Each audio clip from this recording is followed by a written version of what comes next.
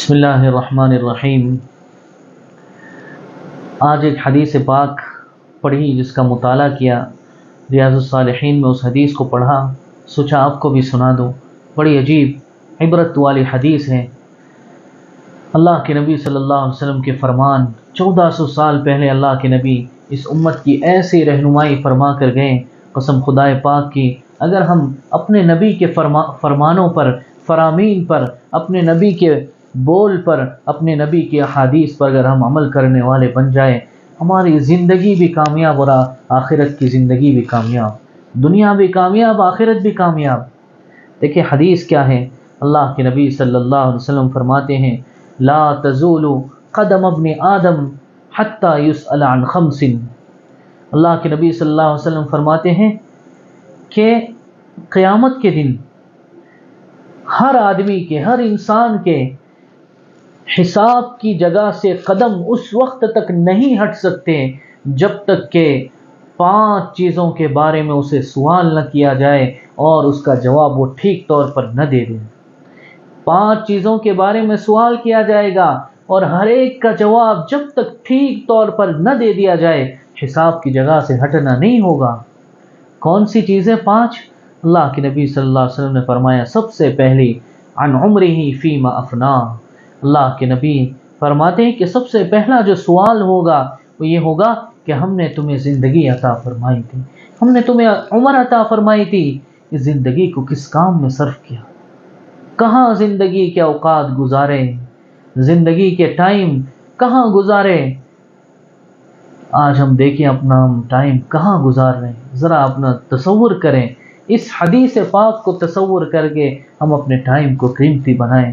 اس سے پہلے بھی بتایا تھا، ٹائم ایک ایسی چیز ہے کہ جو چلے جانے کے بعد کبھی واپس نہیں آتا، تو ہم کوشش کریں اپنے وقت کو قیمتی بنائیں۔ اور دوسری چیز اللہ کے نبی صلی اللہ علیہ وسلم نے فرمایا، جس کے بارے میں کل قیامت میں سوال ہوگا، عن شبابہ فیما ابلا۔ عجیب، دیکھیں زندگی کے اندر جوانی بھی آ گئی، لیکن خاص طور پر جوانی کے بارے میں سوال کیا جائے گا۔ کیوں؟ اس لیے کہ یہی ایک مرحلہ ہوتا ہے جس میں انسان کے اندر جوش ہوتا ہے، اور اس جوش میں اگر اللہ کا ڈر نہ ہوا، اگر نبی علیہ السلام کی سنتوں کی پیروی نہ ہوئی، تو پھر انسان وہ کام کر گزرتا ہے کہ زندگی بھر پچھتاوے کے لیے کافی ہوتی ہے۔ ہاں، اس جوانی کو اللہ کی عبادت میں گزار دیں۔ ہماری یہ جو پیشانی ہے، یہ جو جوانی ہے، ہماری جوانی، ہماری پیشانی اللہ کے سامنے جھکنے والی ہو، اور ہماری جوانی راتوں کو اللہ کے سامنے رونے والی ہو۔ موبائل کی اسکرینوں پر اپنے آپ کے ایمان کو ضائع کرنے والی ہماری جوانی نہ ہو۔ گرل فرینڈ، بوائے فرینڈ کے چکر میں پڑھ کر ہم اپنی جوانی کو ضائع نہ کریں۔ تو اللہ کے نبی فرما رہے ہیں کہ دوسری چیز جس کے بارے میں پوچھا جائے گا، عن شبابہ فیما ابلا، کہ جوانی کو کہاں گنوا دیا، اللہ کی عبادت میں صرف کیا یا پھر ایسے ہی زندگی ایسے ہی گزار دی، جوانی ویسے ہی گزار دی، آوارہ لوگوں کی طرح آوارہ بن کر جوانی گزار دی۔ تو اس بات کا خیال رکھیں۔ اور تیسری جس کے بارے میں سوال کیا جائے گا، تیسری چیز اللہ کے نبی فرماتے ہیں، وَمِن مَالِهِ أَيْنَ اكْتَسَبَ، من أَيْنَ اكْتَسَبَ، کہ مال کے بارے میں پوچھا جائے گا کہ کہاں سے کمایا۔ آج میں اور آپ جب ہم مال کماتے ہیں، جو بندہ تجارت کرتا ہے، جو بندہ بزنس کرتا ہے، ہم دیکھیں کتنا دھوکہ دیا جاتا ہے بزنس کے اندر، کتنا جھوٹ بولا جاتا ہے، کتنا فراڈ کیا جاتا ہے۔ ارے ذرا اس حدیث کو تصور کر لیں کہ قیامت میں یہ سوال کیا جائے گا ہم سے کہ کہاں کمایا مال، کہاں سے کمایا، حلال طریقہ تھا یا حرام تھا؟ ہاں، سارا حلال طریقے سے کمایا، لیکن ایک دھوکہ دے کر، ایک ناجائز کام کر کے حرام مال مشتبہ کر دیا۔ اس لیے کوشش کریں دھوکہ نہ دیں کسی کو۔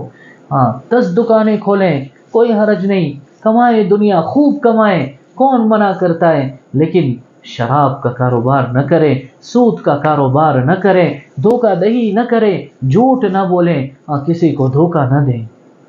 تو یہ مال کے بارے میں پوچھا جائے گا، اور پھر فرمایا مال تو کہاں سے کمایا، اور چوتھی چیز جس کے بارے میں سوال ہوگا، وفیما انفقا، ہاں کہ کہاں خرچ کیا، ایک تو کمانا اور پھر خرچ کرنا، کہ اللہ کی رضامندی کی چیزوں میں خرچ کیا تھا یا اللہ کی ناراضگی کی چیزوں میں خرچ کیا تھا۔ دیکھیں اللہ کو راضی کرنے کی چیزوں میں اگر خرچ کر کے چلے گئے، اللہ فرماتے ہیں من ذا الذی یقرض اللہ قرضا حسنا، ارے کون ہے جو اللہ کو قرض دے، بہترین طور پر اللہ کو قرض دے۔ قرض کا کیا مطلب ہوتا ہے ہم جانتے ہیں، اگر میں نے کسی کو قرض کے طور پر بھائی 2000 رینڈ دیے تو مجھے یقین ہے کہ وہ مجھے واپس ملنے ہیں، اور خاص طور پر جس کو دیے گئے اگر وہ ایماندار آدمی ہے تو مجھے 100% یقین ہوگا کہ مجھے ملنے ہیں۔ اللہ فرماتے کون اللہ کو قرض دے گا، ہے کوئی اللہ کو قرض دینے والا؟ اللہ سے بڑھ کر کون سچا اور اللہ سے بڑھ کر کون ایماندار ہو سکتا ہے؟ اللہ فرماتے کہ ہمیں قرض دو، ہم تمہیں اس سے دگنا نہیں کئی گنا کر کے لوٹائیں گے۔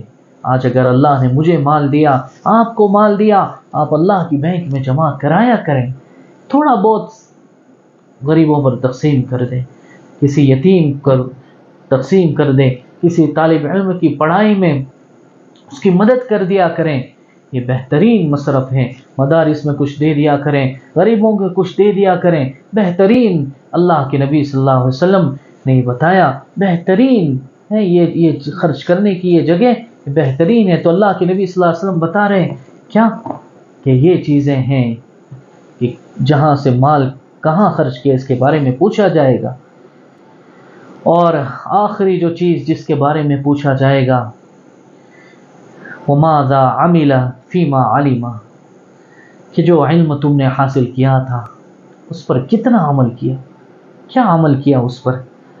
ذرا تصور کریں، اگر آپ کے پاس علم ہے، اللہ کی نبی کی حدیثیں ہیں، اگر آپ حافظ قرآن ہیں، اگر آپ عالم ہیں، یا آپ علم جانتے ہیں، حدیثیں جانتے ہیں، جتنا بھی علم آپ کے پاس ہے اس پر عمل کرنا آپ کے لیے ضروری ہے۔ پوچھا جائے گا کہ کتنا عمل کیا، کیا عمل کیا؟